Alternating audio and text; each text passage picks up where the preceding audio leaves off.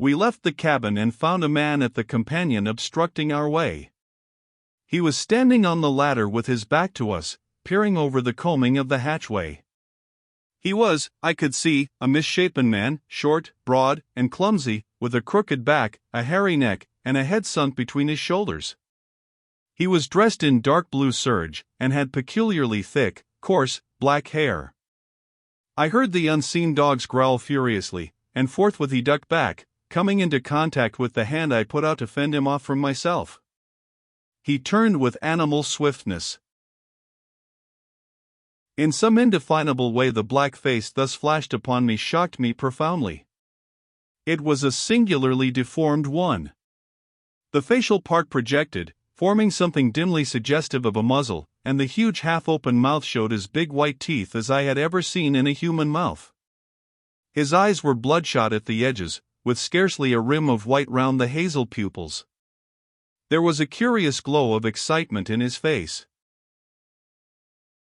"Confound you," said Montgomery. "Why the devil don't you get out of the way?" The black-faced man started aside without a word. I went on up the companion, staring at him instinctively as I did so. Montgomery stayed at the foot for a moment. "You have no business here, you know," he said in a deliberate tone. "Your place is forward." The black-faced man cowered. "They won't have me forward." He spoke slowly, with a queer, hoarse quality in his voice. "Won't have you forward," said Montgomery, in a menacing voice. "But I tell you to go." He was on the brink of saying something further, then looked up at me suddenly and followed me up the ladder. I had paused halfway through the hatchway, looking back, still astonished beyond measure at the grotesque ugliness of this black-faced creature. I had never beheld such a repulsive and extraordinary face before, and yet, if the contradiction is credible, I experienced at the same time an odd feeling that in some way I had already encountered exactly the features and gestures that now amazed me. Afterwards it occurred to me that probably I had seen him as I was lifted aboard, and yet that scarcely satisfied my suspicion of a previous acquaintance. Yet how one could have set eyes on so singular a face and yet have forgotten the precise occasion, passed my imagination. Montgomery's movement to follow me released my attention, and I turned and looked about me at the flush deck of the little schooner. I was already half prepared by the sounds I had heard for what I saw. Certainly I never beheld a deck so dirty. It was littered with scraps of carrot, shreds of green stuff, and indescribable filth. Fastened by chains to the mainmast were a number of grisly staghounds, who now began leaping and barking at me, and by the mizzen a huge puma was cramped in a little iron cage far too small even to give it turning room. Farther under the starboard bulwark were some big hutches containing a number of rabbits, and a solitary llama was squeezed in a mere box of a cage forward. The dogs were muzzled by leather straps. The only human being on deck was a gaunt and silent sailor at the wheel. The patched and dirty spankers were tense before the wind, and up aloft the little ship seemed carrying every sail she had. The sky was clear, the sun midway down the western sky, long waves, capped by the breeze with froth, were running with us. We went past the steersman to the taffrail, and saw the water come foaming under the stern and the bubbles go dancing and vanishing in her wake. I turned and surveyed the unsavory length of the ship. "Is this an ocean menagerie?" said I.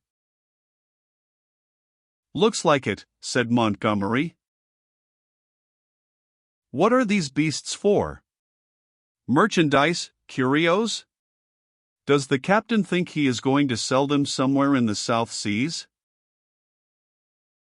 "It looks like it, doesn't it?" said Montgomery, and turned towards the wake again. Suddenly we heard a yelp and a volley of furious blasphemy from the companion hatchway, and the deformed man with the black face came up hurriedly. He was immediately followed by a heavy red-haired man in a white cap. At the sight of the former the staghounds, who had all tired of barking at me by this time, became furiously excited, howling and leaping against their chains. The black hesitated before them, and this gave the red-haired man time to come up with him and deliver a tremendous blow between the shoulder blades.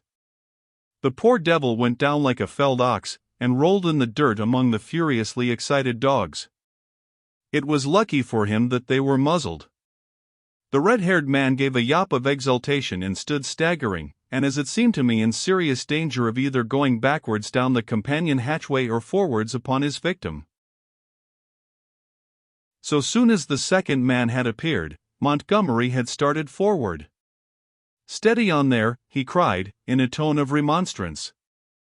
A couple of sailors appeared on the forecastle. The black-faced man, howling in a singular voice, rolled about under the feet of the dogs. No one attempted to help him. The brutes did their best to worry him, butting their muzzles at him. There was a quick dance of their light gray-figured bodies over the clumsy, prostrate figure. The sailors forward shouted, as though it was admirable sport. Montgomery gave an angry exclamation, and went striding down the deck, and I followed him. The black-faced man scrambled up and staggered forward, going and leaning over the bulwark by the main shrouds, where he remained, panting and glaring over his shoulder at the dogs. The red-haired man laughed a satisfied laugh. "Look here, Captain," said Montgomery, with his lisp a little accentuated, gripping the elbows of the red-haired man, "this won't do."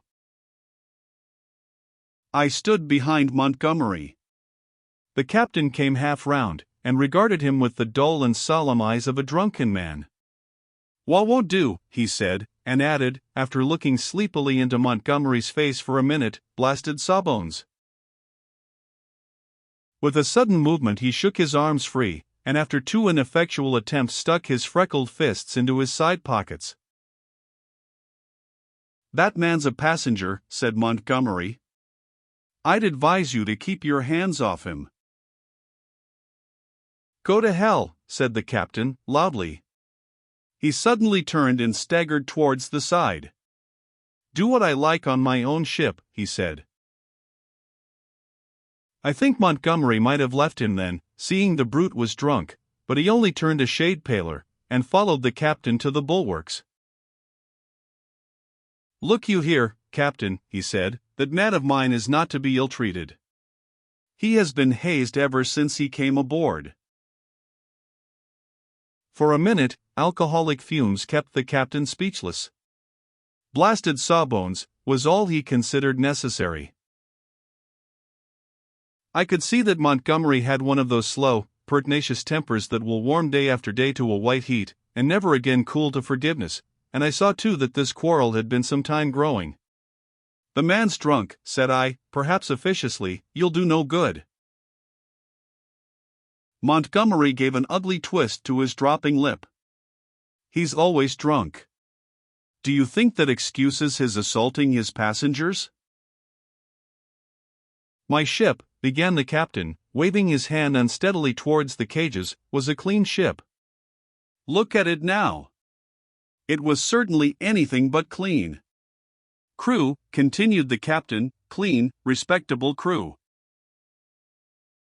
"You agreed to take the beasts." "I wish I'd never set eyes on your infernal island." "What the devil want beasts for on an island like that?" "Then, that man of yours understood he was a man. He's a lunatic, and he hadn't no business aft. Do you think the whole damned ship belongs to you?" "Your sailors began to haze the poor devil as soon as he came aboard." "That's just what he is, he's a devil. An ugly devil. My men can't stand him. I can't stand him. None of us can't stand him. Nor you either." Montgomery turned away. "You leave that man alone, anyhow," he said, nodding his head as he spoke. But the captain meant to quarrel now. He raised his voice. "If he comes this end of the ship again, I'll cut his insides out, I tell you." "Cut out his blasted insides. Who are you, to tell me what I'm to do?" "I tell you I'm captain of this ship, captain and owner. I'm the law here, I tell you, the law and the prophets. I bargained to take a man and his attendant to and from Arica, and bring back some animals. I never bargained to carry a mad devil and a silly sawbones. Well, never mind what he called Montgomery. I saw the latter take a step forward, and interposed. "He's drunk," said I. The captain began some abuse even fouler than the last. "Shut up," I said, turning on him sharply, for I had seen danger in Montgomery's white face. With that I brought the downpour on myself. However, I was glad to avert what was uncommonly near a scuffle, even at the price of the captain's drunken ill-will. I do not think I have ever heard quite so much vile language come in a continuous stream from any man's lips before, though I have frequented eccentric company enough. I found some of it hard to endure, though I am a mild-tempered man, but, certainly, when I told the captain to shut up I had forgotten that I was merely a bit of human flotsam, cut off from my resources and with my fare unpaid, a mere casual dependent on the bounty, or speculative enterprise, of the ship. He reminded me of it with considerable vigor, but at any rate I prevented a fight.